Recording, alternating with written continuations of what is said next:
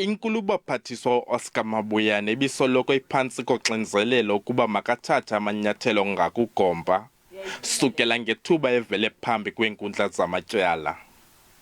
Yimibutho eliqela ephondweni nequka yezopolitiko kwakunye neyabasebenzi bememelela ukushenxa kwakhe. Ukugxothwa kukaGomba kule ofisi kwenzeka ngexesha apho iphondo lilela urhulumente olungenarhwaphilizo.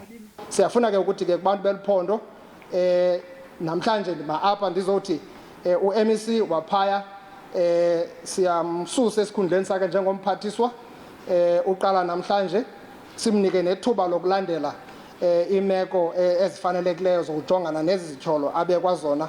Kusenjalo kukwamemelela nokuba lowo oza kungena kwizihlangu zikaGomba. We now look forward to the appointment of an MEC that can focus his or her attention on the vaccine rollout. Ukanti abahlalutyi bathi eli linyathelo elilo ngokubhekisele kwidabi elinxamnye norhwaphilizo. Elinyathelo liyancomeka kakhulu kuba libonisa ukuzimisela kwenkokheli ekulweni norhwaphilizo. Umphathiswa omtsha uza kubhengezwa kungekudala. Abongile Yankisi kwiindaba ze SABC eBisho.